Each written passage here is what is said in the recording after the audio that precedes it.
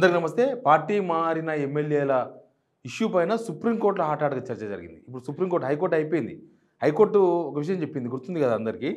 Speaker తగిన సమయం తీసుకొని చర్యలు తీసుకోండి అని స్పీకర్ చెప్పింది. బట్ తగిన సమయం అంటే మీరు ఎంత టైం తీసుకుంటారు? రీజనబుల్ టైం అన్నది హైకోర్టు. రీజనబుల్ టైం అంటే ఎన్నేళ్ళు అనేది ఇప్పటిదాకా క్లారిఫికేషన్ లేదు. హైకోర్టు చెప్పి కూడా దాదాపు 2 మంత్స్, 3 మంత్స్ అయింది. 3 మంత్స్ అయింది హైకోర్టు రీజనబుల్ టైంలో మీరు చర్యలు తీసుకోండి అని స్పీకర్ చెప్పి. బట్ స్పీకర్ ఇప్పటివరకు ఒక్క ఎమ్మెల్యే కూడా నోటీస్ ఇవ్వలేదు.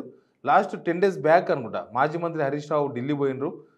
సుప్రీంకోర్టులో కేసుకు సంబంధించిన పిల్ వేసిండ్రు.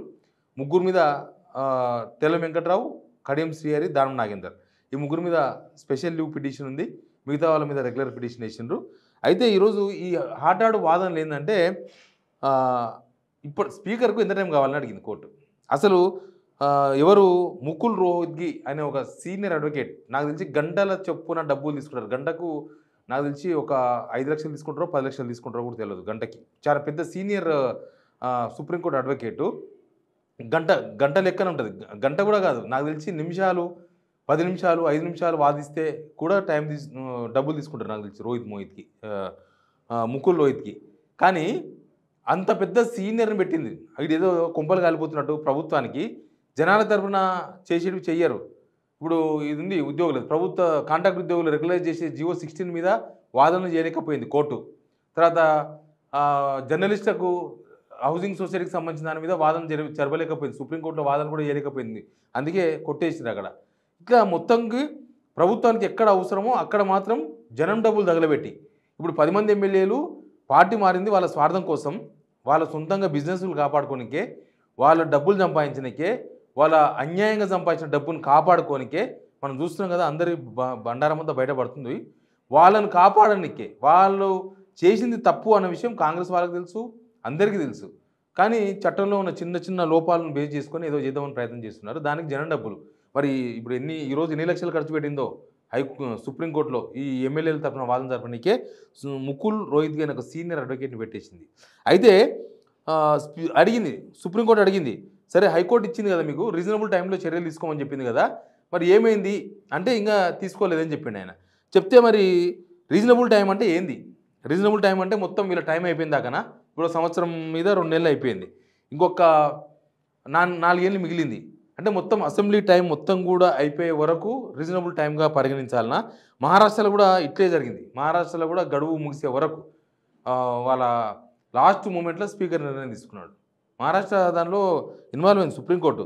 కాబట్టి ఇక్కడ కూడా మహారాష్ట్రను ఫాలో అవుతున్నారా? మహారాష్ట్ర అయినట్టు మొత్తం టైం అయిపోయిన దాకా, వాళ్ళ పదవీకాలం అయిపోయిన దాకా ఇట్లే రీజనబుల్ టైం అని చెప్పేసి మీరు తీసుకుంటారా అని అడిగితే, సుప్రీంకోర్టు అడిగిన ప్రశ్నకు అడ్వకేట్ ముకుల్ రోహిత్గి ఏమంటారంటే, నేను స్పీకర్ని అడిగి చెప్తా అంటున్నాను. స్పీకర్ని అడిగి చెప్తా, అంతవరకు నేనేం చెప్పలేను, స్పీకర్ని అడిగి నిర్ణయం చెప్తానని ఆయన సుప్రీంకోర్టు అడ్వకేట్కి సమాధానం చెప్పిండు.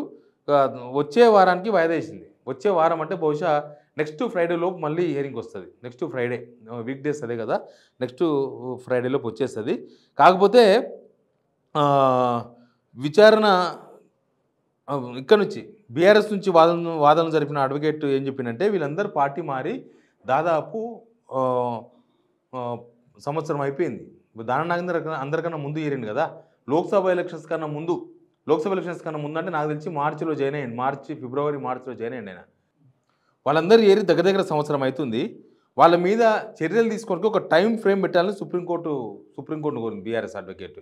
ఒక టైం ఫ్రేమ్, పలానా ఇన్ని సంవత్సరాల లోపు, లేకపోతే ఇన్ని నెలల లోపు, ఇన్ని రోజుల లోపు మీరు ఏం చర్యలు తీసుకుంటారో తీసుకోండి. వాళ్ళు చేసింది కరెక్ట్ అయితే కరెక్ట్, లేకపోతే తప్పు. స్పీకర్ ఏదో నిర్ణయం తీసుకోవాలని అడిగిన, తగిన సమయంలో స్పీకర్ నిర్ణయం తీసుకోవాలని హైకోర్టు చెప్పింది కదా, ఆ తగిన సమయం అనేది ఫిక్స్ చేయండి అనేది సుప్రీంకోర్టులో వీళ్ళు అడిగినారు.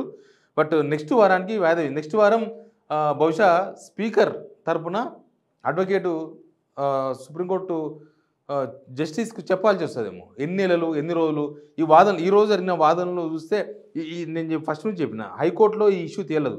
ఇప్పటివరకు ఏ రాష్ట్రంలో కూడా ఏ హైకోర్టు కూడా ఈ ఎమ్మెల్యేల ఫిరాయింపుల మీద ఇప్పటిదాకా ఏ తీర్పు చెప్పలేదు. 2021 సుప్రీంకోర్టు కొన్ని గైడ్లైన్స్ ఇచ్చిన తర్వాత ప్రజాస్వామ్యం కాపాడాలి, ఇది కరెక్ట్ కాదని 2023లో కూడా మళ్ళీ దానికి సంబంధించి మహారాష్ట్రలో జరిగిన తర్వాత మళ్ళీ వాళ్ళు ఒక 141 పేజీల గైడ్లైన్స్ ఇచ్చిన తర్వాత ఈ కేసు నడుస్తుంది. ఇప్పుడు ఈ ఎమ్మెల్యేల విషయంలో ఇక ఒక గడువు తీసుకోక తప్పదేమో. స్పీకర్ ఇన్ని రోజులు అయిపోయింది కానీ ఇప్పుడు సుప్రీంకోర్టుకు ఒక గడువు చెప్పాల్సి వస్తదేమో అనిపిస్తుంది. లేకపోతే ఇంక సుప్రీంకోర్టు చెప్పినా ఇనేది లేదు, స్పీకర్ చెప్పినా ఇనేది లేదు, హైకోర్టు చెప్పినా ఇనేది లేదనంటే రాజ్యాంగము, దానిలో 10th షెడ్యూలు ఇవన్నీ అవసరం లేదు. ఇక రాజ్యాంగాన్ని కాపాడాల్సిన వాళ్ళే రాజ్యాంగాన్ని ఉల్లంఘిస్తుంటే ఇక అవసరం కూడా లేదు. రాజ్యాంగం గురించి మాట్లాడాల్సిన అవసరం కూడా ఎవరికి ఉండదు. బట్ సుప్రీంకోర్టు ఇన్వాల్వ్ అయింది కాబట్టి ఇప్పుడు స్పీకర్‌కు ఒక డెడ్‌లైన్ పెట్టే అవకాశం కనిపిస్తుంది. స్పీకర్ నెక్స్ట్ హియరింగ్‌లో అడ్వకేటు స్పీకర్ తరపున చెప్పక తప్పదేమో. ఇక మేము ఇన్ని రోజుల్లో చర్యలు తీసుకుంటాం. లేకపోతే ఇప్పటిదాకా ఈ ప్రాసెస్ చేసినాం. ఇప్పటిదాకా నోటీసులు ఇచ్చినాం అని చెప్పాల్సి ఉంటది. కానీ ఇప్పటిదాకా ఎవరికి నోటీసులు ఇయ్యలే. దీనిలో ఒక ప్రాసెస్ ఉంటది. ఏముంటదంటే కంప్లెయింట్ చేస్తే వాళ్ళకి నోటీస్ ఇవ్వాలి. వాళ్ళని వివరణ అడగాలి. మీ మీద కంప్లెయింట్ వచ్చింది.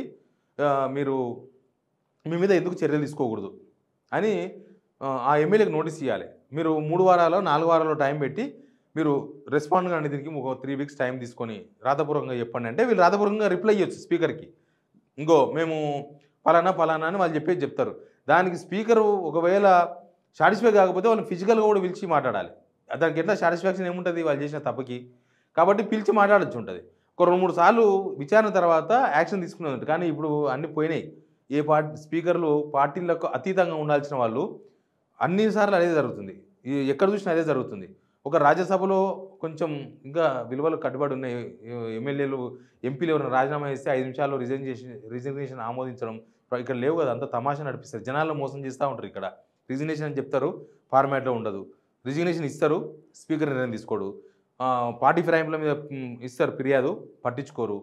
స్పీకర్ పార్టీలకు అతీతంగా ఉండాలి.